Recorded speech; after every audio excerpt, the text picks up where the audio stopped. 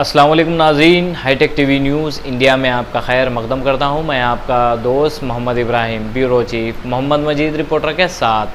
عظیم و شان جلسہ صحیح عقیدہ ہی نجات کا واحد حل بروز ہفتہ بعد نماز عشاء بمقام مسجد محبوبیہ شانتی نگر سنگاریڈی زیر اہتمام کل ہند سنی علماء بورڈ ضلع سنگاریڈی۔ اس جلسے کے مہمان خصوصی شہزادہ حضور غوث اعظم خطیب امریکہ ضیاء قادریت حضرت علامہ مولانا سید نجم قادری الجیلانی صاحب قبلہ مدظ اللہ عالی جانشین شہنشاہ ولیت حیدرآباد، خطیب ہندوستان حضرت علامہ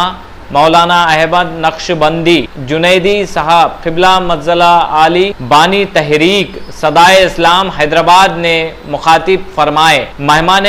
گرامی قدر حضرت علامہ مولانا منتجب پاشا صاحب قبلہ مدظ اللہ علی زیر صدارت عالی جناب جاوید علی قادری صاحب، زیر قیادت حافظ و قاری شیخ شاہ قطب الرحمن افتخاری چشتی صاحب قبلہ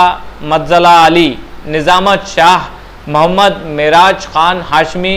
شتاری قادری صاحب، کنوینر مولوی محمد امین الدین انصاری چشتی صاحب، خادم الفقراء مولوی محمد زین العابدین رفیقی عزیزی نوری صاحب، اظہار تشکر شیخ عبد الرحمن رفیقی صاحب۔ کثیر تعداد میں اہل محبت نے شرکت کر کے جلسے کو کامیاب بنایا۔ زیر اہتمام کل ہند سنی علماء بورڈ ضلع سنگاریڈی۔ آئیے تازہ ترین خبروں کے لیے دیکھتے رہیے high tech T V news India Sangareddy.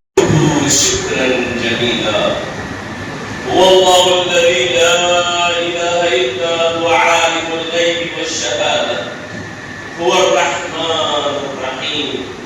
هو الله الذي لا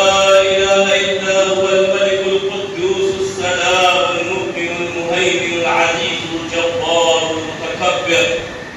سبحان الله عما يشركون هو الله الخالق البارئ المصور له الأسماء الحسنى يسبح له ما في السماوات والأرض وهو العزيز الحكيم أشهد أن لا إله إلا الله وحده لا شريك له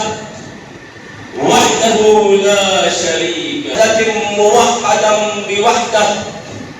وحيدا وأحدا بلا مدد وجدد ونصب ووصف في الكمال لا شريك له ولا شبيه له ولا نظير له ولا ند له ولا ضد له ولا مثل له ولا مثيل له ولا مثال له ولا جلد بلد ولد جسد رسو جزو جزو عزم له ولا جذب وصف عيب يا بغيت خصم له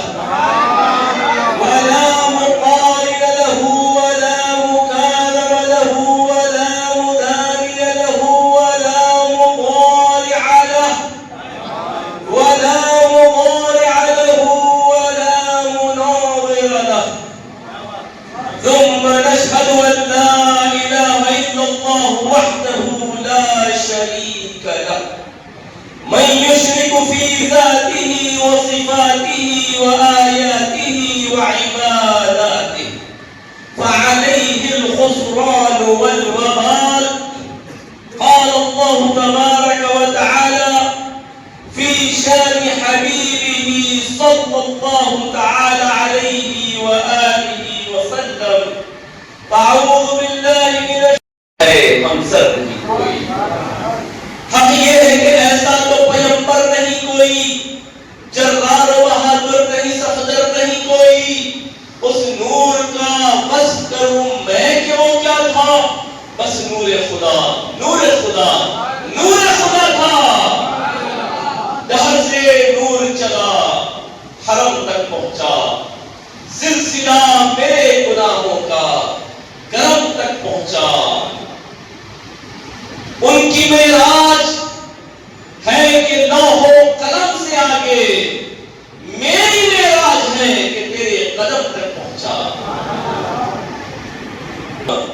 المصطفى والمرتضى وابناهما بالفاطمة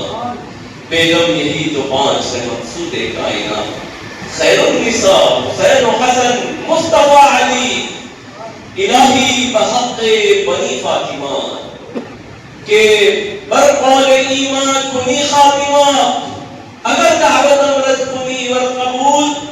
منو دست و دامان آل رسول شہر نشین پر تشریف فرما پیر طریقت رہبر شریعت برادر محترم مولانا سید شاہ منتجب محی الدین حسینی قادری السقاف مسجد خانہ کی خوبصورت کمیٹی اور کمیٹی ممبرز برادر حافظ و قاری مولانا قطب الرحمن قادری افتخاری صاحب برادر محترم عالی جناب جاوید قادری صاحب مجاہد اہل سنت امیر الدین انصاری صاحب برادر عزیزم زین العابدین قادری صاحب عزیزم